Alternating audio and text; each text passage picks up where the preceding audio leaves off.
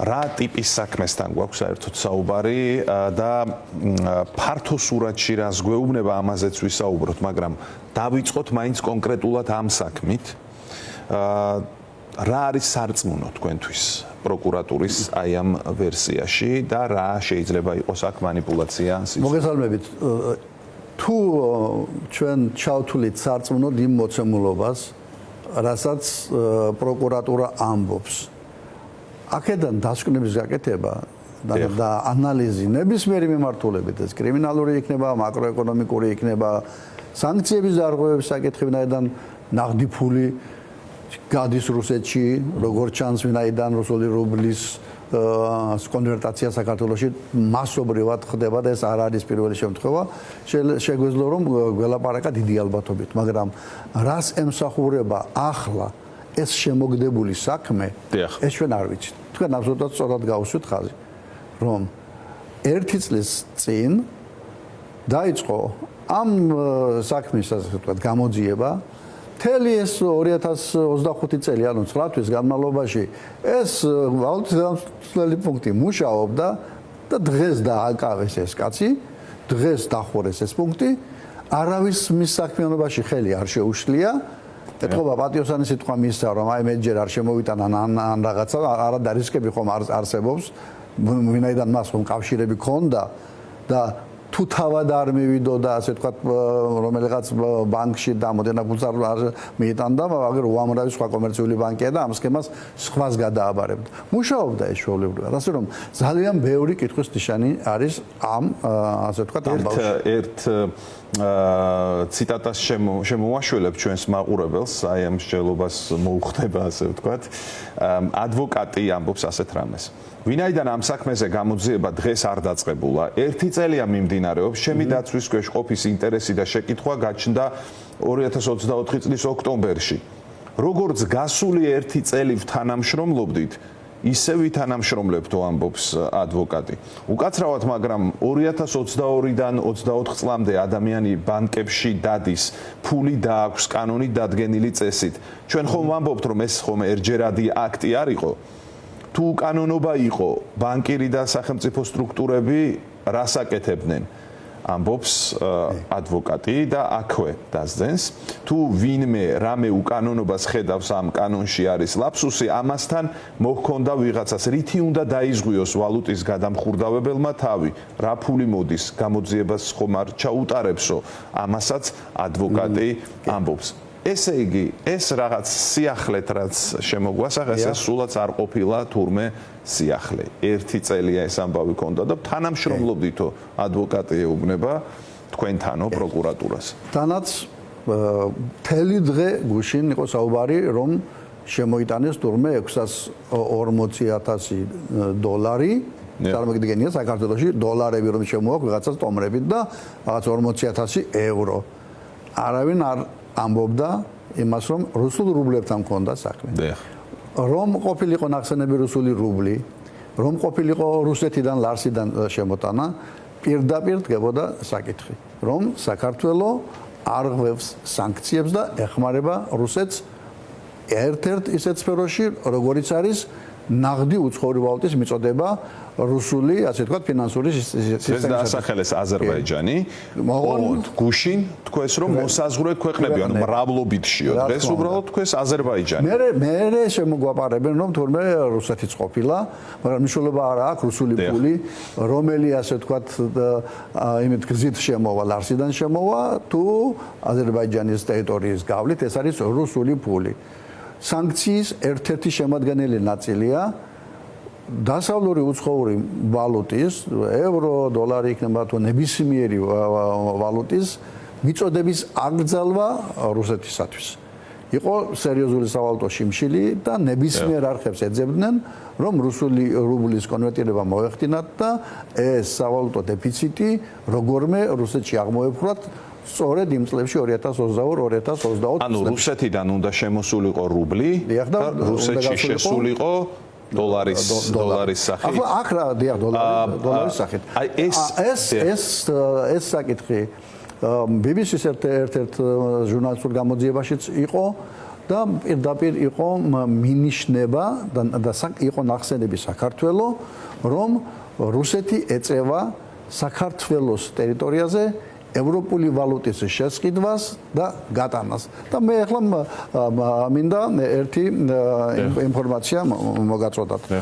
ის რომ რუსული რუბლი შემოდიოდა არაერთხელ თქმულა, რა თქმა უნდა, შავ ფულს აქვს თავისი უარყოფითი მხარეები, ვინ დგას მის უკან, რამდენად უსაფრთხოების რისკები რამდენია როგორია ქვეყნისათვის.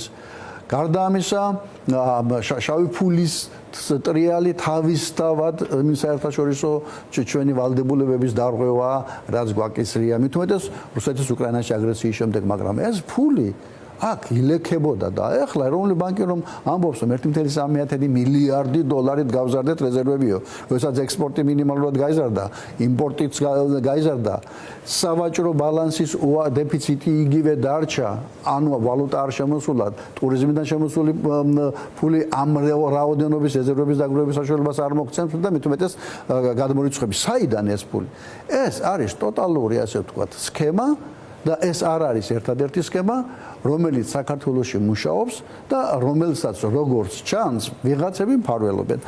არაერთხელ მithქვამს, რამდენჯერმე დავპოსტე და თქვენთანაც ერთხელ თუ არა ვსები ამ საკითხზე მქონდა საუბარი და ძალიან კარგი ფილმი, ერთსაათიანი ჟურნალისტური გამოძიება გააკეთა ტელევიზია კავკასიამ. აი რა საოცარი რიცხვებია. მიუმართე ეროვნულ ბანკს რამდენჯერმე პასუხი არ არის. საქართველოსდან გადის ნაღდი ფული, ნაღდი დოლარები, ქეში, როგორც ამბობენ, გადარიცხვები და ასე შემდეგ, შეულებრივი მოვლენა, სვიფტითა თუ სხვა მექანიზმებით, მაგრამ რატომღაც გადის დოლარი რუსეთში? არ ვიცით, სად გადის. არ ვიცით.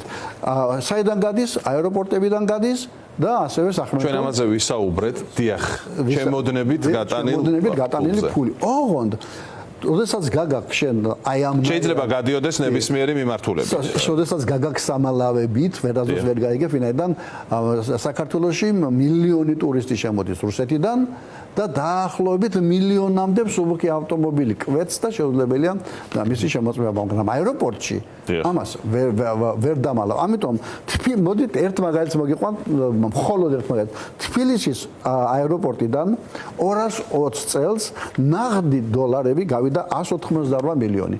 რა შეიძლება ეს ყოფილიყო? უდიდესი ნაწილი არის ინკასაცია. კომერციული ბანკები, რომელსაც აქ ფული ვაჭრობიდან შემოძდით და დადებენ მე უცხოეთის საბანკო ანგარიშებზე, რომ ამ შემდეგ უნაღდო ანგარიშწორებით გამოიყენოს. ეს არის ინკასაცია. 2021 წელს 299 მილიონი ცოტათი გაიზარდა, შესაძლებელია რაღაც კომპანიებს გაქონდეს ფული, არ არის გამორიცხული და დაიწყო ომი უკრაინაში. უკრაინაში ომის დაწყებიდან 2022 წელს 753 მილიონი დოლარი ნაღდი გავიდა თბილისის აეროპორტიდან და კატასტროფული რიცხვია. 2023 წელს 1.9 მილიარდი დოლარი ნაღდი ფული გავიდათ მარტო თბილისის აეროპორტიდან. რა ფულია ეს და სად მიდის? და ეროვნულმა ბანკმა, პროკურატურამ გააქვეყნეს პასუხი.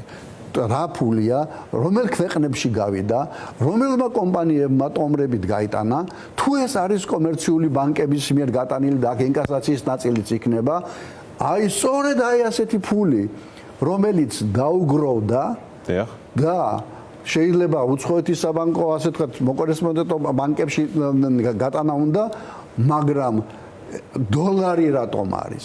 ამაშია ასე თქვათ ძაღლისთავი დამარხული. შემოდის დიდძალი ოდენობით რუსული რუბლები, კონვერტირდება, როგორც აი ახლა მოხდა ამ სქემის დროს დოლარებში და გადის. ამიტომ პრობლემა არის გაცილებით უფრო დიდი. დიახ, აი ჩვენ შეგვიძლია ვიმსჯელოთ შემთხვევა და რატომ არ რეაგირებენ ამაზე? დიახ, აი სწორედ აი ახ მინდა დაგისვათ შეკითხვა, ბევრი დრო არ დაგვრჩა, მაგრამ ეს აუცილებლად უნდა ვიკითხო. ჩვენ ერთ საქმეზე გვიყვებიან ახლა, სადაც თითქმის 2 მილიარდი ლარის შესახებ არის ლაპარაკი. ეს გვიქმნის წარმოდგენას საერთოდ რა ტერიტორია ახლა საქართველოს შავი ფულის მოძრაობისთვის და რა მასშტაბებზე შეიძლება იყოს ლაპარაკი.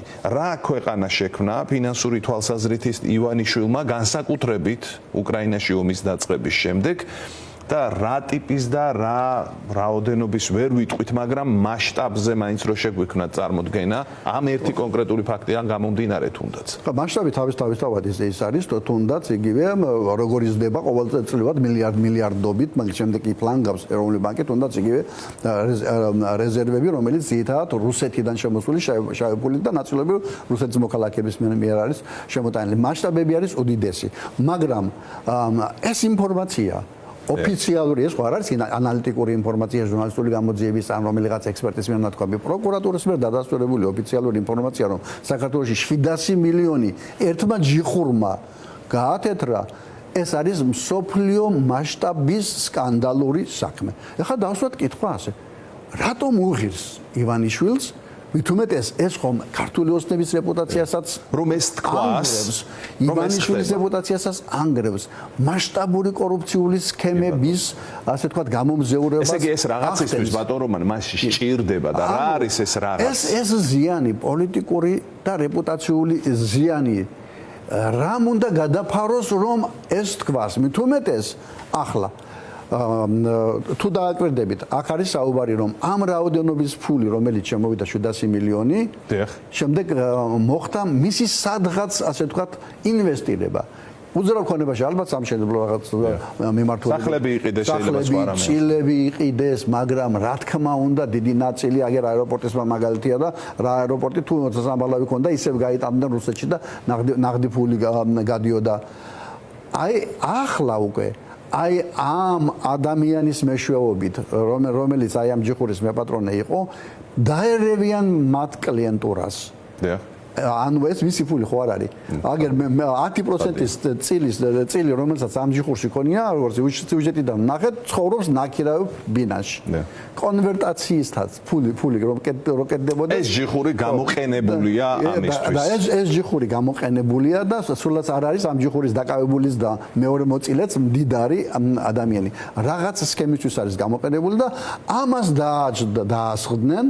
ერთია რომ დაიწყება ფულის ამოღება და ჩვენ ნელ-ნელა ვნახავთ რომ ეს საქმე როგორ ჩაცხრება ვინაიდან ამ ასე ვთქვათ ანსვაც საპროცესო გარიგებით ან რაღაცებით დიდძალ ფულს ამოიღებენ და გაწეწავენ და ნახევარს წაიღებენ და მეორე ხელში ქონდათ ისეთი საქმე რომელიც პოლიტიკურად იქნებოდა გამოყენებული და აგერ ოლიმპიური ჩემპიონი გუშინ დაიჭირეს სოფლიო ჩემპიონი გუშინ დაიჭირეს რომელიც თურმე მთელ საქართველოს გვატყუებდა რომ შოტლანდიური რისკს ვსვამდით თურმე გოურში სადღაც იმაში რა ქვია სარდაფში ჩამოსხმულს რომელიც მთელმა გორმა იწოდა თურმე უზარმაზარი საამქრო ათეულობით ადამიანი მუშაობს დისტრიბუცია და ასე შემდეგ მაღაზიებში შეაკ ეს ყალბი ვისკები და თურმე არავის არ ცოდნია და მფარველი არ ყოლია ისევე როგორც უაქციზო სიგარეტს რო კეთდება აგერ გორის ცენტრში პრაქტიკულად აგერ დაიჭირეს თავდაცვის მინისტრი ახლა აი ამ დაჭერებისა და აი ამ თანაც ბაჩიაშვილის საკითხიც რომ აი ჩვენ ბაჩიაშვილი ამ კონტექსტში კორუფციის წინააღმდეგ ბრძოლის კონტექსტში დავიჭირეთ მithumetes ესაც უკვე სტრასბურგში წავა საქმე ესე იგი თქვენ რაც კორუფციასთან ბრძოლა ასე ვთქვათ და ამავე დროს წინა ხელისუფლების ანუ იგივე ღარიბაშვილის მთავრობის წევრების წინააღმდეგ როგორც რეპრესიები შეიძლება ფულის ამოღების ის რომ ივანიშვილი კორუფციას ებრძვის ამის არავის ჯერა არც ივანიშვილს მის გარშემო არავის ჯერა ამის სხვა რაღაცისთვის კეთდება საზოგადოება სატყუარა გადაუგდო ანტიკორუფციული ასე ვთქვათ კამპანიის რეალობა რა არის რეალურად რატომ აკეთებს ფულის ამოღება ოცნების წინა ასე ვთქვათ მთავრობის წევრების თუ თავდაცვის მინისტრი დაიჭირეს სხვებსაც მიადგებიან ან რაღაცაში ყურებით დაიჭერენ ან რაღაცაში გამოიყენებენ ან ჩვენ არ ვიცით ანაბიჯები მოხდება შემდგომში მაგრამ თავარი ასე ვთქვათ ინტერესი მაინც არის ამ ფულის ამოღება და მithumetes ეს სქემა არ იქნება არც პირველი და არც ეს ამასთანავე აჩვენებს პოლიტიკური თვალსაზრისით დიდ კრიზისს შიგნით ქართულობს და კიდევ ერთი ახლა ეჭვის ქვეშ დავაყენოთ თუ შეიძლება დღეში მილიონ ლარს აკონვერტებდა არ არსებობს საქართველოში ბანკი გარდა TBC ბანკის და საქართველოს ბანკისა 15 ბანკია 13 ბანკიდან ერთი ბანკიც არ არის რომელსაც ამოდენ ოპერაციის ჩატარება შეუძლია დღეში და არც ერთი ბანკი არ ეწევა უცხოური ვალუტის ყიდვა გაყიდვას მილიარდი ლარის ფარგლებში წელიწადში. ესე იგი, აქ კიდევ არის რაღაცები ხელოვნურად გაზვიადებული პროკურატურის მიერ და შემდეგ გამოჩნდება თუ რაში დაჭირდათ მსგავსი, ასე ვთქვათ, რიცხვების დასახელება.